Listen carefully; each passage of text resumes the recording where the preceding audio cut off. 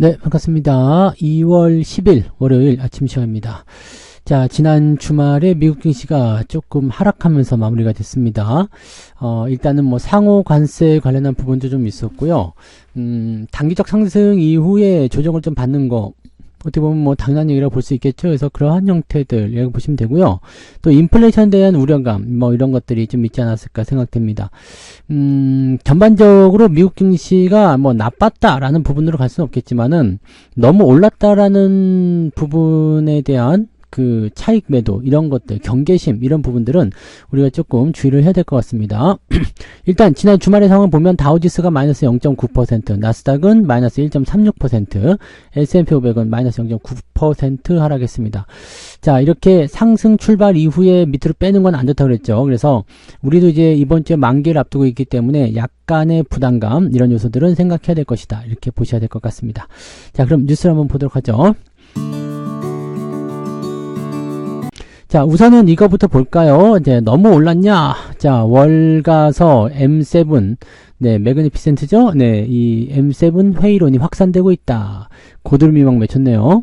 AI에 자금 쏟아붓는 M7 기업들, 자본 지출 규모가 1년 사이에 43%나 쑥 올라왔다. 이런 얘기죠. 자, 빅테크 기업들의 성장세 둔화와 과도한 인공지능 투자를 의심하는 목소리가 거세다. 자, 그래서 이 상황들은 오히려 이제 그 빅테크 기업들의 수익률이 별로 안 좋았는데 S&P 500 지수 수익률은 오히려 더 좋게 나왔다. 그러니까 얘네들이 별로였다라는 얘기가 되는 거죠. 일단은 그 AI 쪽에 투자를 안 할 수 없는 상황일 것 같아요. 그래서 빅테크 기업들도 뭐 사실 따지고 보면은 좀 답답할 수도 있습니다. 당장 수익이 나오지 않지만 계속 돈을 집어넣어야 되고 만약에 더 뒤처지게 된다라면, 왜냐면 미래의 대세는 AI라고 봐야 되잖아요. 그렇게 되면 야, 그 빅테크 기업들 입장에서는 야, 이거 정말 되는 거야? 라는 생각이 들 수도 있고, 네. 그 다음에 돈을 계속 그냥 무한대로 잡아먹으니까 여기다 계속 투자는 일단 해야 되겠고, 지금까지 해놓은 거 버리기도 아깝고, 하기는 해야 되겠고, 안 하면 뒤처지고, 수익은 당장 안 나오는 것 같고, 평가는 안 좋고, 뭐 이런 식이 아닐까 생각되는데, 자, 그래도 하기는 해야 되겠죠. 어차피 대세가 AI로 간다라면 결과적으로 가야 되지 않겠습니까? 그래서 M7 기업의 AI 투자 등 자본 지출은 올해 한층 확대되었다라는 식으로 일단 얘기가 나왔습니다. 근데 이제 실제적으로 매출이 기대치, 즉 내가 100만큼 투입했으면 한 150 정도 벌어야 되는데 한 120밖에 못 벌었다, 뭐 이런 식인 것 같아서 그런 형태의 느낌으로 진행되는 모습인 것 같아 보이고요. 일단 매그니피센트에 대한 부분들 같은 경우는 일단 주가가 조금 애매하다라는 식으로 우리가 분석을 해볼 수 있을 것 같아 보이기 때문에 약간은 고점에 대한 경계심이 계속 나타나고 있는 것 같다. 그리고 이 매그니피센트가 밀리게 되면 주가는 조금 답답한 상황으로 갈 수밖에 없다. 이렇게 보셔야 되겠죠. 자, 그 다음 뉴스 한번 살펴보도록 할게요. 주요 뉴스를 보는 게 맞겠죠? 그래서 이걸로 넘어가 볼까요? 네. 실시간 속보로 보는 게 낫겠네요. 네, 그래서 이렇게 가면 지금 뭐 특이사항은 별로 없어 보이는 것 같은데, 뭐 좀비 기업 반드시 퇴출할 것이다. 암호화폐 ETF도 상장을 해야 된다. 그런 식이고, 네. 연금 못 받을까봐, 이제 국민연금 이거 정말 칼질이 나오는 거 아닌가 싶은 생각도 계속 있어요. 얘기가 계속 나와가지고, 수급자는 41만 명 늘었고, 가입자는 57만 명 줄었다. 이러다가 진짜, 돈을 어디서 계속 퍼줄 수가 없기 때문에, 네, 이렇게 되지 않겠는가라는 생각도 좀 있고요. 자, 인터넷 로봇 업종, AI 훈풍에 힘입어서 주가 상승하고 있다. 근데 2차 전지는 트럼프 리스크. 자, 일단 기본적으로 로봇 관련주들, 그 다음에 뭐 AI 관련주들 움직임이 좀 있는 부분이 있죠. 딥시크의 등장 이후에 이 딥시크 조심해야 되는 부분이 좀 있더라고요. 그래서 딥시크 같은 경우로 보게 되면 뭐 김치의 원산지가 어디냐 이렇게 물어봤을 때 한국말로 물어보면 한국의 대표 음식이다. 그 다음에 이제 영어로 물어보면 한국의 음식이다 이렇게 얘기하는데, 중국말로 물어보면은 원산지는 중국이다 뭐 이렇게 얘기를 한대요. 그러니까 이런 AI는 사실 AI라고 볼 수가 없지 않습니까? 그래서 여기에 대한 어떤, 그 다음에 정보 빼가는 거, 전부 다 안 좋은 부분들이겠죠. 자, 그럼에도 불구하고 이 상하이 딥시크 효과 이 부분이 있잖아요. AI주의 지금 밀물처럼 들어가고 있다. 이런 얘기도 있긴 있는데, 글쎄요. 약간은 좀 주의를 좀 해야 될 것 같다는 느낌이 좀 있어요. 뭐, 어쨌든, 이 AI를 기반으로 해서, 뭐, 이제, 특정한 모듈이라고 봐야 되겠죠? 네. 특정한 부분을 좀 강화시키는 그런 형태로 왔을 때, 관련 기업들에서는 이제, 예전에는 굉장히 큰, 그런, 뭐라 그럴까요? 언어 모델이 좀 필요했었는데, 이제는 거기서 학습을 시켜가지고, 이제 증류 방식이라고 하죠? 특정 부분을 뽑아내가지고, 여기에서 이제 특정 부분을 강화시키는 그런 전략들이 이제 나오게 되는 거죠. 그러니까 딥시크가 방향성을 확실히 말해준 것 같긴 합니다. 그러다 보니까, 더전 비주원, 카페24 이런 소프트웨어 기업들의 주가 상승이 높아지는 형태. 그러다 보니까 이쪽을 편입한 ETF가 수익권 상률에 포함되었다. 이런 식으로 나오고 있고요. 미국도 이제 그런 쪽으로 가는 것 같아요. 이번에 뭐 무슨 대학이죠? 스탠포드 대학인가요? 거기서 뭐 50달러에 뭐 경량한 모델을 만들어냈다. 뭐 이런 식으로 얘기도 나오긴 하던데, 이런 경량한 모델에 대한 이야기는 계속 나올 것 같아 보여요. 그러니까 이제는 이제 시장 전체적인 흐름이 이렇게 좀 바뀔 수도 있다. 라는 것을 좀 생각해 볼 필요는 있을 것 같아 보입니다. 네. 자, 그런 내용들이 좀 있었고, 그 다음에, 관세 전쟁, 반사 이익을 기대할 수 있다. 이 관세, 이번 주부터 이제 상호 관세를 물리겠다 이렇게 나왔거든요. 그러니까 만약에 미국 제품에 대해서 관세를 20% 물린다. 그럼 나도 니네한테 20% 물리겠다. 네, 이런 식으로 나오는 거거든요. 그래서 이 관세 전쟁에 대한 부분들, 이 상호 관세에 대한 얘기가 굉장히 좀 또 화두로 떠올랐는데, 그래서 보니까 이제 인도 증시에 투자자들의 자금 유입이 나타나고 있다라고 되어 있는 모습입니다. 인도가 반사이익을 볼 것이다. 사실 뭐 인도 같은 경우는 특별하게 뭐 관세에 휘말릴 만한 그 내용들은 없다라는 분석인 것 같아 보여요. 중국산 제품에 대해서 추가 관세, 또 뭐 이런저런 국가들, 지금 미국 쪽에 그 수출을 많이 하는 국가가 캐나다, 멕시코, 중국이 가장 탑3고요. 그 밑에 바로 독일 있고요. 그 밑에 일본, 그 다음에 한국입니다. 그러니까 사실 한국까지 드러내게 되면은 미국 수출의 거의 한 70% 정도 차지하는 것 같아요. 자, 미국이 수입하는 그런 국가들이죠. 그러니까 이 국가들에 대한 부분들을 이제 조지고 들어가겠다 이런 얘기라서 한국이 달랑달랑 걸려 있는 게 약간은 애매하긴 하겠습니다만은 아무튼 그러다 보니까 이제 아시아 쪽에서 신흥시장 중 가장 지지력이 강한 나라 중에 한 곳이다 해가지고 인도 쪽으로 많이 몰리고 있다라는 식으로 얘기가 나오고 있네요. 그러다 보니까 이제 인도 쪽으로 가자 뭐 이렇게 얘기들이 나온다. 뭐 그렇게 참고만 좀 하시면 될 것 같아 보이고요. 네. 자, 그 다음에 뒤로 넘어가서 보면, 이제 이번 주에 CPI 지표 발표되죠? 네, 미국 CPI 지표 발표. 인플레이션 우려가 커질 것인가? 이번 주에 월가에서 가장 주목하는 지표는, CPI 지표다라고 되어 있습니다. 1월달 CPI는 전월 대비 0.3% 올랐을 것으로 추정이 되고요. 지난해 12월보다는 둔화했을 것이다. 가장 중요한 건 연율인데, 연율에 대한 부분들은 따로 얘기를 안 했나요? 네. 이러면은 뭐 2.7이냐, 2.6이냐, 뭐 이렇게 나와줘야 되는데, 그 부분들은 따로 얘기를 안 했네요. 잠깐만 한번 살펴볼까요? 사이트를 하나 또 찾아야 돼요. 그래서 잠깐만요. 이렇게 해서 넘어가 보면, 자, 보이시죠? 네. 이번 주 12일입니다. 12일날 CPI 지표가 발표가 되는데, 지금 뭐 0.3% 올랐다는 부분들은, 그런 내용들이고, 자, 연율로 따지고 보면 2.9, 2.9. 예상치는 일단 똑같네요. 지난번에 있었던 부분하고 똑같은 모습들. 그 다음에, 뭐, 윌러의 발표라든지, 파월, 뭐, 이런 얘기들이 있고요. 그 다음에, PPI 지표, 생산자 물가 지표도 나오는데, 생산자 물가 지표도 뭐, 특별한 건 없죠. 이 핵심, 그러니까 핵심 PPI 지표 이렇게 봐야 되나? 아무튼 요 코어 PPI 지표 같은 경우는 0.0에서 0.3으로 조금 올랐을 것이다라고 추정치가 되어 있고요. 그 다음에 실업수당 청구 건수 같은 경우는 21만 9천 건에서 22만 1천 건으로 살짝 늘어난다. 뭐 딱히 뭐 애매한 건 없네요. 그죠? 중요한 지표들은 별로 없는 것 같고, 다음 주에도 특이사항은 없죠. 다음 주도 특이사항 없고요. 그래서 지금 현재 시점에서는 이번 주 포지션이 가장 중요해 보이고요. 그 다음에 지난번에 발표된 거는 실업률이 4.0. 자, 지난주에 이제 실업률이 4.0으로 나왔다는 것은 조금 좋아졌다는 얘기죠. 고용이. 그러면은 고용이 좋아지면 어떻게 되죠? 조금 네 애매하죠. 이게 4% 아래로 떨어지게 실업률이 4% 아래로 떨어지게 되면 조금 부담되는 요인이 발생할 수 있습니다. 그래서 일단은 금리 인하 쪽에 대한 관점은 조금 뒤로 밀려나 있지 않을까라고 생각을 해봐야 되지 않을까 이렇게 생각이 드네요. 그 부분 체크하시고 요거 한번 볼까요? 연말까지 금값 10% 오를 것이다. 골드바보다는 ETF에 추천한다. 이것도 괜찮은 것 같아요. 네, 금 ETF에 추천하는 것도 괜찮고요. 골드바를 사시는 것보다도 금 현물 계좌 있잖아요. 이쪽에 투자하시는 것도 좋아요. 금 현물 계좌는요, 한국금거래소에 있는 그 금을 네, 이제 뭐 내가 이만큼 보유했다 이렇게 나올 수 있거든요. 이 증권사 저는 이제 나무 그 NH투자증권의 나무를 사용해 가지고 금 현물 계좌를 개설을 했었었는데 제가 예전에 한번 말씀드렸었죠. 그 현물 계좌를 개설을 하고 나면 금을 이제 1g 단위로 살 수가 있습니다. 그러니까 1g에 뭐 10만 원 아니면은 뭐 10만 원이 아니죠? 맞나요? 10만 원 아니면은 9만 원 뭐 이런 식으로 구매를 하실 수가 있거든요. 지금은 더 많이 올랐겠죠? 옛날에 우리가 7만원 정도에 한번 매수를 해봐라고 말씀을 드렸었는데, 이게 좋은 이유는 뭐냐면, 부가세 같은 게 별로 안 붙고요. 그 다음에 혹시라도 나중에 내가 골드바가 필요하다.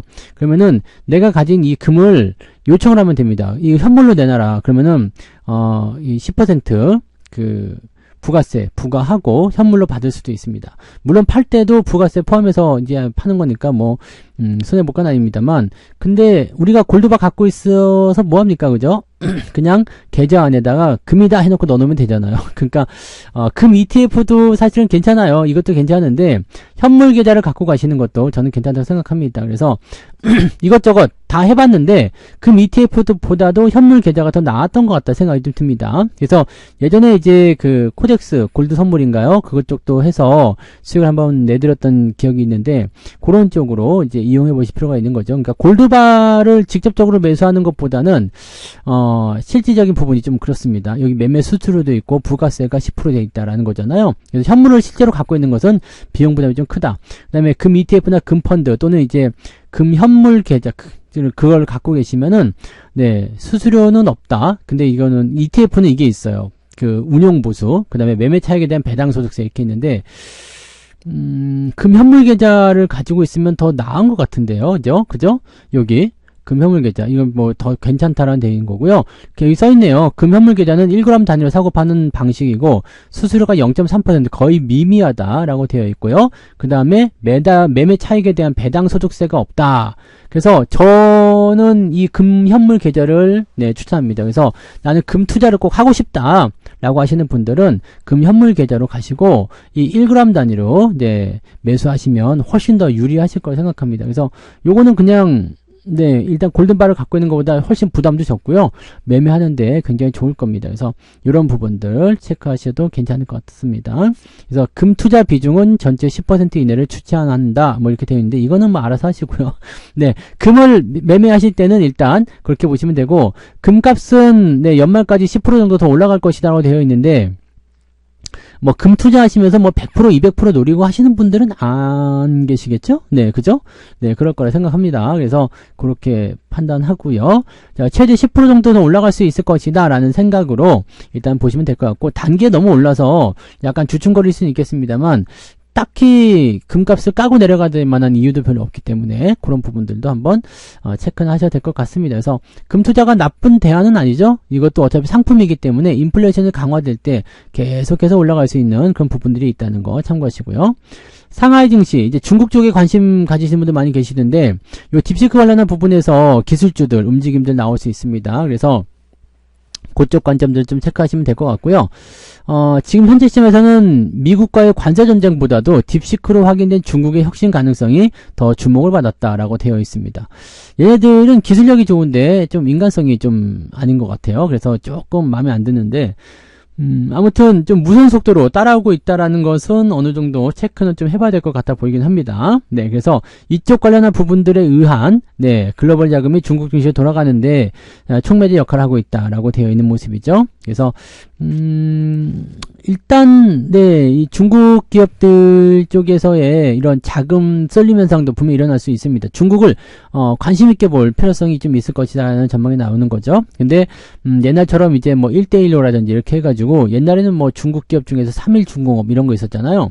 그래서 땅 파고 막 이런 거 또는 경기 발전에 직접적인 영향을 주는 거 이런 쪽으로 보는 부분들이 아니라 그냥 뭐라 그럴까요? 골고루 네, 그렇게 가는 것이 아니라, 이제는 이런 그 빅테크와 같은, 또는 이제 그 첨단 기술, 뭐 이런 쪽, 기술 혁신에 대한 이런 부분들 쪽으로 진행되는 것이 아니겠는가라고 생각을 좀 해볼 필요는 있을 것 같아 보입니다. 뭐, 그 정도 체크를만 좀 하시면 될 것 같아요. 그래서 중국 증시에 투자를 하고자 하시는 분들은, 이렇게 AI 관련한 종목군들, 이쪽이 지금 자금이 유입되고 있는 속도가 굉장히 빠르다는 거 참고하시고, 하지만 아시죠? 언제나 너무 많이 올라가면 중국도 떨어질 때는 아주 무섭습니다. 그래서 이런 부분들 항상 주의하시고, 모든 주식이 똑같아요. 미국 주식을 살 때든, 한국 주식을 살 때든, 중국 주식을 살 때든, 주가가 너무 올랐다, 좀 부담스럽다라고 한다라면 거기서는 주의를 좀 해야 되는 거고, 이제 올라갈 수 있는 주식은 찾아야 되는 게 당연한 거잖아요. 그러니까 올라가는 주식을 쳐다봐야 되고, 그 다음에 올라간 주식은 좀 주의하자, 이런 식으로 봐주시면 될 것 같아 보이죠? 네. 자, 그 다음에 하이닉스 HBM 수출이 급감했다라는 얘기가 나왔습니다. 자, 이것은 무슨 얘기냐? 주가가 이제 계절적 수요에 민감해지고 있다, 뭐 이런 얘기인데, 1월 달에 우리가 일주일을 날려먹었잖아요. 솔직히 얘기하면. 네, 명절 연휴가 무지하게 길어가지고 1월 달에 일주일을 날려먹었는데, 자, 그러다 보니까 조업일이 굉장히 줄었습니다. 실질적으로 이제 우리 그 수출입 동향을 좀 살펴보시면 1월 달에 수출이 뭐 늘어나긴 늘어났습니다만 조금 줄었다라고 봐야 되는 부분이거든요. 그러니까, 실제적으로 현재 시점에서는 네, 이러한 내용들을 조금 참고하고 가셔야 될 것이다 라고 판단합니다. 자, 하이닉스 주가는 203,000원인데 글로벌 HBM 검색량은 조금 줄어든 형태이다. 그 다음에 한국의 대만 MCP 수출 금액이 훅 줄었다라고 되어 있는데 1월 달에요. 많이 줄었죠? 많이 줄었는데 이 복합 구조 칩이라는 이 MCP라는 부분들이 뭐냐면 HBM하고 모바일용 메모리를 포함하는 고용량 칩 품목 코드다라고 보시면 된다는 얘기죠. 근데 이 MCP에 대한 수출 금액이 전달 대비 30% 가까이나 급감을 했다라는 거죠. 이거는 조업일 수가 많이 줄어서 그래요. 조업일 수가 많이 줄었고, 실질적으로 이제 하이닉스가 세계 최초로 12단 적층 HBM3 이 3E죠. 네, 이거를 개발한 이후에 21개월 만에 최대 감소폭이다. 이렇게 되어 있습니다. 3였군요. 이건 그냥 C3고, 네, 3E는 이제 21개월 전이니까 3네요. 자, 이렇게 되어 있다는 얘기죠. 그래서 이제 뜨거웠던 HBM 검색도 좀 주춤하는 모습이고, 이제 반도체 쪽에 관심도가 또 줄어드는 것인가 라고 얘기가 나오고 있는 것 같아 보이긴 하는데, 글쎄요, 뭐 일단은 AI 쪽은 지속적으로 이제 발전하고 있는 모습이긴 한데, 실질적으로 이제 2025년도까지는 큰 문제는 없을 것이다 라는 전망이긴 하죠. 하지만 저는 이제 처음에 HBM을 비롯한 AI 투자 계획을 22년도 말 23년도 초반에 세울 때 원래 목표치가 25년도 중반이었거든요. 초반 중반 정도의 매도 포인트가 나올 것이다 생각을 했었거든요. 근데 뜻하지 않게 지금 작년 하반기에 주가 좀 내려가는 흐름이 있어가지고 변동성이 지금 조금 생겨난 상태거든요. 근데 이 부분이 지금 오히려 빠르게 압축되면서 온 것이 아니라 뒤로 밀려나는 거 아니냐는 생각이죠. 그러니까 25년도 상반기에 끝나야 될 포지션이 26년도 상반기로 1년 더 늘어났을 수도 있다. 이렇게 봐야 되는 부분입니다. 요거는 조금 더 지켜봐야 될 것 같아요. 그래서 수출이 1월 달이나 또 이제 지난 4분기나 이렇게 넘어오게 되면 약간씩 좀 줄어드는 경향이 좀 있어요. 그러니까 이게 계절적이나 이런 요소로 포함된 거라면 이제 서서히 다시 회복이 되겠죠. 그래서 그런 부분들이 나올 것인지는 한번 볼 필요가 있겠습니다. 1월 수출 감소는 뭐 그럴 수밖에 없는 얘기다 라고 봐야 되는 부분들이고, 그 이후의 상황들은 좀 지켜봐야 될 것이다. 이렇게 생각하시면 될 것 같아 보이죠? 네. 자, 코스닥 쪽에서는 로봇바이오가 뜨고 소부장이 지고 있다. 로봇. 네, 레인보우 로보틱스, 삼천당 제약, 알테오젠, 에코프로는 좀 안 좋죠? 네. 엔캠, 시성델타테크, 이런 것들 다 안 좋은데, 규모가 이제 계속 줄어들고 있는 상황이긴 합니다. 상황이긴 한데, 지금 보면 레인보우 로보틱스, 이런 거 앞세운 상승이 굉장히 컸죠. 그 다음에 알테오젠도, 주가 상승이 상당히 커져 있는 모습이고요. 에코프로는 네, 다시 떨어질 것으로 생각되고 있기 때문에 주의가 좀 필요하겠죠. 이런 부분들이고, 그동안 시장을 주도했었던 소부장 업체들은 일단은 이거를 지금 소부장이라고 봐야 되나? 에코프로 계열사, 이 에코프로 비행과 에코프로, 이걸 소부장, 이거는 2차전지 아닙니까? 네, 그 반도체 소부장 쪽이랑 다르게 생각하는가 본데, 2차전지 쪽이구먼요. 코스닥 쪽에 있는 2차전지 관련한 종목군이 떨어졌다라고 되어 있는 거고, 로봇 관련주들이 올라왔다. 코스닥 쪽에서는 소부장을 이렇게 부나 보지? 그럴 리가 없는데, 네, 아무거나 다 소부장은 아니었죠. 원래 소부장 같은 경우는 물론 소재 부품 장비이기 때문에 어떤 업종에 갖다 끼워도 되긴 하는데, 과연 정말 이게 맞는 거야? 라는 생각을 좀 해볼 수도 있겠네요. 아무튼 로봇, 바이오 쪽으로 네, 유동성 쏠림 현상, 지금 수급이 계속 들어가서 박히는 형태가 좀 있어요. 그러면서 시장에 대한 포지션을 어떻게 만들어갈 것이냐, 분위기를 어떻게 만들 것이냐, 이런 것들도 중요했지만 특정 종목으로 가서 수급이 갖다 꽂히는 그런 부분들이 있기 때문에 여기에 대한 내용들도 한번 체크해 볼 필요는 있을 것 같아 보입니다. 그래서 그런 정도 확인하시면 되겠습니다. 뭐 이전 정도인데요. 뭐 시장 포지션은 일단 뭐 완전히 좋다, 나쁘다 이런 걸 떠나가지고요. 일단 이번 주는 조금 지지부진할 가능성이 높겠습니다. 특별히 발표된 지표도 별로 없고 CPI 지표도 지금 두리뭉실하거든요. 그러니까 여기에 대한 기대감이 살짝 네, 애매한 구간이죠. 그러니까 지금 13일이 우리 만기일. 그 다음에 지난주에 좀 올랐잖아요. 그러면은 옆으로 횡보하거나 조금 주가 조정을 좀 받거나 그런 형태로 갈 가능성도 좀 있겠죠. 그 다음에 뭐 물론 배당이나 실적이나 기타 등등에 대한 여러 가지 내용이 있을 수 있겠습니다만 실제적으로 이제 수급이 어떻게 움직이냐에 따라서 좀 달라질 수 있을 거고, 만약에 트럼프가 이야기한 상호 관세에 대한 부분들이 조금 이제 충격으로 다가올 수 있다라면 종목 간 변동성도 좀 나타날 수 있겠습니다. 그래서 이번 주는 약간 숨죽이고 넘어가는 것이 유리할 수도 있겠다 판단되니까 그 내용들 체크하시면 될 것 같고, 지난주에는 뭐 유리기판 관련한 종목군들 막 급등하면서 급등주가 완전 속출하는 모습이 좀 있었는데, 그런 부분들이 또 계속 이어질 것인지는 좀 지켜봐야 됩니다. 근데 시장 자체가 약간 쪼그라드는 모습이 좀 되면, 저렇게 로봇이라든지, 또는 뭐 바이오, 또는 유리기판 뭐 이런 식으로 특정한 재료, 개별적인 재료를 가지고 있는 종목군들이 급등하는 경우도 좀 있습니다. 그래서 그런 내용들을 조금씩 참고하시면 좋을 것 같아 보입니다. 자, 일단은 조금 애매모호한 그런 출발이 나오지 않을까라고 생각되는데, 증시가 조금 흔들릴 수 있는 부분이 좀 있더라도요. 네, 큰 분위기가 네, 일단 우상향을 보여주고 있다라면 그냥 넉넉하게 유지하고 가시는 게 좋을 것 같다 판단은 되긴 합니다. 자, 그래서 오늘은 여기까지 하고요. 네, 또 다른 이야기들은 우리가 아침 9시에 무방이 있잖아요. 아침 9시 무료 방송에서 진행을 해보도록 하겠습니다. 자, 그러면은 조금 있다가 아침 9시 무료 방송에서 뵙도록 할게요. 고맙습니다.